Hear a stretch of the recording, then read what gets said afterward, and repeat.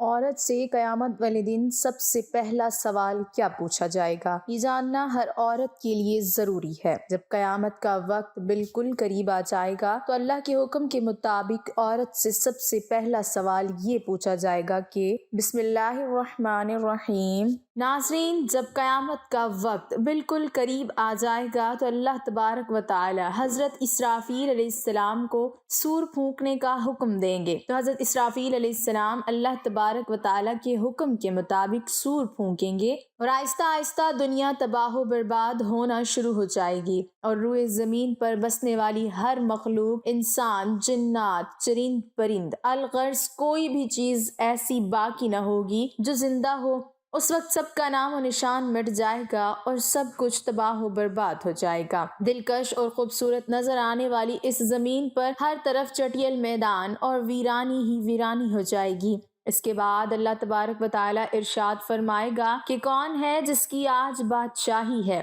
اور کہاں گئے دنیا کے جبار اور متکبر لوگ۔ دنیا کی اس تباہی کے بعد ایک لمبا عرصہ خاموشی اور سناٹے میں گزر جائے گا، اور اس لمبے عرصے کا علم صرف اللہ تبارک و تعالیٰ کو ہی ہے۔ پھر جب اللہ تبارک و تعالیٰ چاہے گا تو نئے سرے سے زمین و آسمان اور فرشتوں کو پیدا کرے گا۔ انسانوں کو دوبارہ زندہ کرنے کے لیے اللہ تبارک و تعالیٰ آسمان سے بارش نازل فرمائے گا، جس کے نتیجے میں ہر انسان کی ریڑھ کی ہڈی سے پورا انسانی ڈھانچہ تیار ہو جائے گا، اور اس ڈھانچے پر اللہ تبارک و تعالیٰ کے حکم سے گوشت پوشت چڑھ جائے گا۔ اس طرح جب تمام انسان دوبارہ زندہ ہو جائیں گے تو اللہ تبارک و تعالیٰ حضرت اسرافیل علیہ السلام کو دوبارہ سور پھونکنے کا حکم دیں گے۔ اس وقت تمام انسان ننگے پاؤں، ننگے بدن اور بے ختنہ اٹھ کھڑے ہوں گے، جس طرح ماں کے پیٹ سے پیدا ہوئے تھے، اور اس دن اللہ تبارک و تعالیٰ کا یہ فرمان پورا ہوگا، جس طرح کہ اللہ تبارک و تعالیٰ قرآن پاک میں ارشاد فرماتا ہے، اور تم لوگ فردن فردن ہمارے پاس حاضر ہو گئے جس طرح ہم نے تمہیں پہلی مرتبہ پیدا کیا تھا۔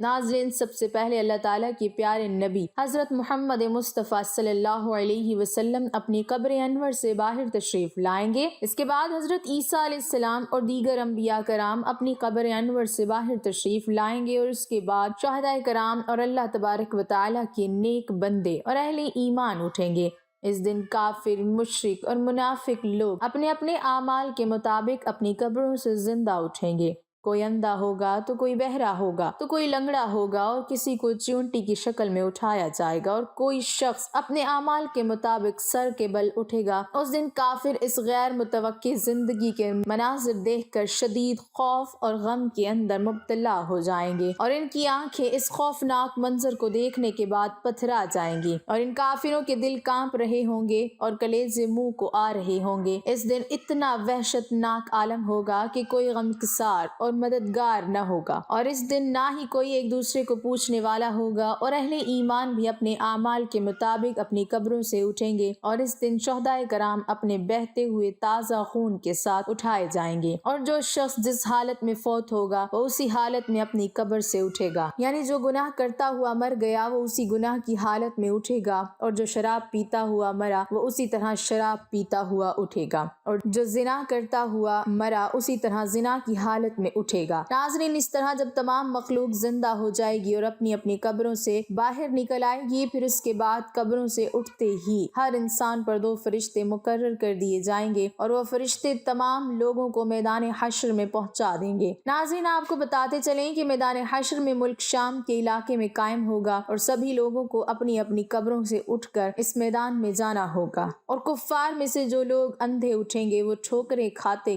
گرتے پڑتے میدان حشر میں پہنچیں گے، اور جو لوگ چیونٹیوں کے جسم میں اٹھیں گے وہ لوگوں کے پاؤں تلے روندے جا رہے ہوں گے، اور جو لوگ سر کے بل اٹھائے جائیں گے وہ لوگ انتہائی ذلت اور رسوائی کے ساتھ میدان حشر میں پہنچیں گے، اور بعض کافروں پر آگ مسلط کر دی جائے گی جو ان کافروں کو ہانک کر میدان حشر کی طرف لے جائے گی، اور اہل ایمان بھی اپنے عقائد اور اعمال کے مطابق میدان حشر کی طرف رواں دواں ہوں گے۔ بعض اہل ایمان پیدل پہنچیں گے، اور بعض اہل ایمان اونٹوں پر سوار ہو کر میدان محشر میں پہنچیں گے۔ کسی اونٹ پر ایک شخص ہوگا تو کسی اونٹ پر دو، حتیٰ کہ کسی اونٹ پر 10 آدمی بھی سوار ہوں گے۔ اس دن اللہ تبارک و تعالیٰ کی ساری مخلوق اس خوفناک عالم میں چپ چاپ ایک ہی منزل کی طرف رواں دواں ہوگی، اور وہ منزل مقام محشر ہوگا۔ اس دن کسی کو اونچا سانس لینے کی جرت تک نہ ہوگی۔ اس دن ہر آدمی کو یہ احساس ہوگا کہ آج حساب کا دن ہے اور آج اپنی زندگی میں کیے گئے تمام کرتوتوں کا پھل ملنے والا ہے۔ اس طرح جب تمام مخلوق میدان حشر میں پہنچ جائے گی تو اس وقت اللہ تعالیٰ کی طرف سے یہ اعلان کیا جائے گا کہ اے مجرموں، آج کے دن الگ الگ ہو جاؤ۔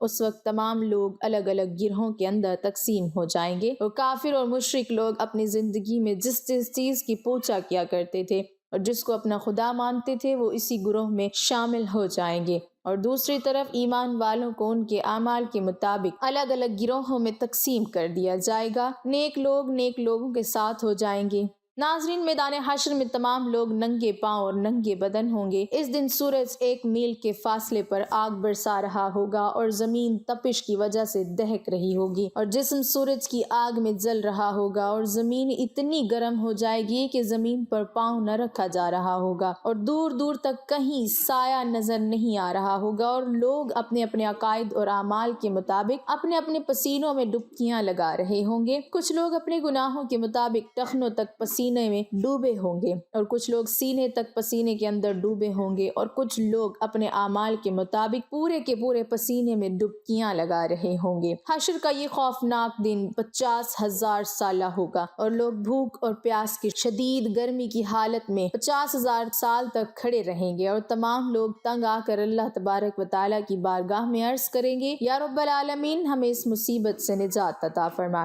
چاہے ہمیں جہنم میں ڈال دے۔ ناظرین، یاد رہے کہ آج سورج کا ہماری زمین سے فاصلہ 9,30,00,000 میل ہے۔ اس کے باوجود بھی جون جولائی کے مہینے میں زمین اس قدر گرم ہو جاتی ہے کہ 1 منٹ کے لیے بھی زمین پر ننگے پاؤں کھڑا نہیں ہوا جاتا۔ تو ذرا غور فرمائیے کہ اس دن کیا حال ہوگا جس روز زمین کا درجہ حرارت آج کے مقابلے میں 9 کروڑ زیادہ ہوگا۔ اس دن حساب و کتاب سے پہلے تمام لوگ مختلف انبیاء کرام کی بارگاہ میں حاضر ہوں گے اور ان سے اپنے لیے سفارش کرنے کا کہیں گے، لیکن سب انبیاء کرام ایک ہی جواب دیں گے کہ آج میرا رب اتنا غضبناک ہے کہ اس سے پہلے وہ اتنا غضبناک کبھی نہیں ہوا، اور نہ ہی وہ اس کے بعد کبھی اتنا غضبناک ہوگا۔ اس وقت تمام لوگ مایوس ہو کر حضرت محمد مصطفیٰ صلی اللہ علیہ وسلم کی بارگاہ میں حاضر ہوں گے، اور آپ کی بارگاہ میں عرض کریں گے، یا رسول اللہ صلی اللہ علیہ وسلم، آپ اللہ کے پیارے رسول ہیں اور خاتم الانبیاء ہیں۔ آپ دیکھ رہے ہیں کہ ہماری کیا حالت ہو چکی ہے۔ آپ اپنے رب کے حضور ہماری سفارش کر دیجئے کہ وہ ہمارے حساب و کتاب کا آغاز فرمائے اور ہمارے گناہوں کو بخش دے۔ تو اس وقت آپ صلی اللہ علیہ وسلم یہ ارشاد فرمائیں گے کہ آج کے دن سفارش کے لائق صرف میں ہی ہوں۔ چنانچہ اس وقت حضرت محمد صلی اللہ علیہ وسلم کو میدان حشر سے شفاعت کے بلند ترین مقام محمود تک پہنچا دیا جائے گا، جو جنت میں عرش الہی کے نیچے ہوگا، اور وہاں پہنچ کر حضور پاک صلی اللہ علیہ وسلم اپنے پیارے رب کے حضور سجدے میں گر جائیں گے اور اللہ تبارک و تعالیٰ کی حمد و ثنا کریں گے۔ اس وقت اللہ تبارک و تعالیٰ کی ذات جب اپنے محبوب کے اس محبت بھرے سجدے کو دیکھے گی تو اس وقت اللہ تبارک و تعالیٰ کا دریائے رحمت جوش میں آ جائے گا۔ اللہ تبارک و تعالیٰ اپنے حبیب صلی اللہ علیہ وسلم سے ارشاد فرمائے گا، اے میرے محبوب، اپنے سر کو سجدے سے اٹھاؤ اور سوال کرو، جو آپ مانگیں گے وہ آپ کو دیا جائے گا، اور جس کی آپ سفارش کریں گے اس کی سفارش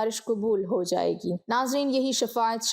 کبریٰ ہوگی۔ شفاعت کبریٰ کی منظوری کے بعد حضور پاک صلی اللہ علیہ وسلم مقام محمود سے میدان محشر میں تشریف لائیں گے، اور اس وقت اللہ تعالیٰ فرشتوں کی مائیت میں میدان حشر میں نزول اجلال فرمائے گا اور جلوہ افروز ہوگا۔ اس وقت تمام فرشتے زمین کے کناروں پر کھڑے ہوں گے، اور 8 فرشتے اللہ تبارک و تعالیٰ کا عرش الہی اٹھائے ہوئے ہوں گے، اور اس وقت اللہ تبارک و تعالیٰ کی عظیم الشان عدالت قائم ہوگی، اور اللہ تعالیٰ فرشتوں کو حکم دے گا کہ تمام لوگوں کو ان کے نام اعمال دے دیے جائیں۔ اس دن اہل ایمان والوں کو سامنے کی طرف سے دائیں ہاتھ میں نام اعمال دیا جائے گا، اور اس دن کفار اور مشرکین کو پیچھے کی طرف سے بائیں ہاتھ میں نام اعمال دیا جائے گا۔ اس نام اعمال پر نظر ڈالتے ہی ہر انسان کے سامنے اس کی زندگی کے تمام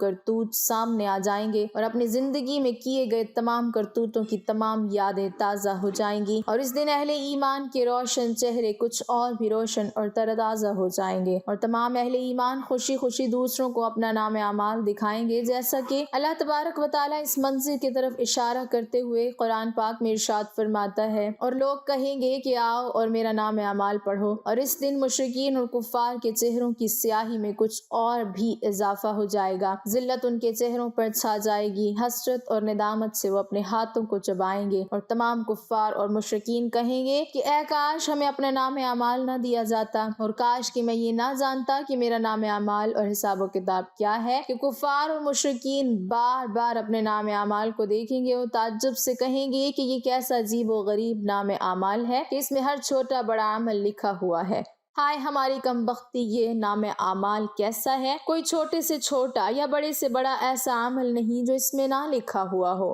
ناظرین، نام اعمال کی اس تقسیم کاری کے بعد سوال و جواب کا سلسلہ شروع ہو جائے گا۔ حضرت انس رضی اللہ تعالیٰ عنہ سے روایت ہے کہ آپ صلی اللہ علیہ وسلم قیامت کے دن عورتوں سے سب سے پہلے نماز کے متعلق سوال کیا جائے گا کہ پابندی کے ساتھ وقت پر ادا کیا تھا کہ نہیں، پھر شوہر کے متعلق سوال ہوگا کہ اس کے ساتھ کیسا برتاؤ کیا تھا۔ اس حدیث کے فائدے میں لکھتے ہیں، حشر کا میدان جو قلب و جگر کو پگھلا دینے والا ہوگا، اس میں عام مسلمانوں سے خواہ مرد ہو یا عورت سب سے پہلا سوال نماز کے متعلق ہوگا۔ قیامت کے دن جو جان کو پگھلا دینے والا ہوگا، اس دن سب سے پہلا حساب نماز کا ہوگا۔ حضرت انس رضی اللہ تعالیٰ عنہ سے مروی ہے کہ آپ صلی اللہ علیہ وسلم نے فرمایا، قیامت میں سب سے پہلے نماز کا حساب ہوگا، اگر یہ صحیح نکلا تو دوسرے اعمال بھی صحیح نکلیں گے، اگر اس میں گڑبڑ ہوئی تو دوسرے اعمال میں بھی گڑبڑ ہی ہوگی۔ عورتیں نماز میں بھی کوتاہی کرتی ہیں، نئی عمر کی جوان عورتیں اکثر نماز چھوڑ دیتی ہیں، کچھ تو بہانہ بناتی ہیں کہ کپڑے بچوں کے پیشاب سے ناپاک ہیں، افسوس کہ یہ سب بہانے قیامت میں نہیں چلیں گے، جب سزا ملے گی تب پتہ چل جائے گا۔ اس لیے عورتوں کو چاہیے کہ نماز کی پابندی کریں، گھر کی بڑی عورتوں کو چاہیے کہ چھوٹی عمر ہی سے پابند بنائیں، کم عمر کی عادت اور پابندی کا اثر پوری عمر باقی رہتا ہے۔ فرائض شریعہ کے مطابق عورتوں سے شوہر کے حقوق اور ان کی خدمت کے بارے میں سوال ہوگا۔ آج کل کے دور کی وہ عورتیں جو ملازمت کرتی ہیں، آفس، دفتر وغیرہ میں کام کرتی ہیں، وہ شوہر کی خدمت میں کوتاہی ہوتی ہے، حتیٰ کہ ایسی عورتوں سے کھانے تک کی سہولت نہیں ملتی، ایسی کوتاہی کل قیامت میں قابل گرفت ہوگی۔ ناظرین، جب یہ سوال و جوابات کا سلسلہ ختم ہو جائے گا اور تمام لوگوں سے ان کے حقوق کے متعلق سوال کر لیے جائیں گے، تو اس کے بعد میدان حشر کا آخری مرحلہ شروع ہو جائے گا اور میزان کو سجایا جائے گا۔ تمام انسانوں کے نام اعمال اپنی آخری شکل میں وزن ہونے کے لیے تیار ہو جائیں گے، اور حجت کو قائم کرنے کے لیے میزان قائم کیا جائے گا، اور اس میزان میں جن لوگوں کی نیکیوں کا پلڑا بھاری ہوگا وہ لوگ کامیاب لوگ ہوں گے، اور جن لوگوں کے گناہوں کا پلڑا بھاری ہوگا وہ لوگ ناکام ترین لوگ ہوں گے۔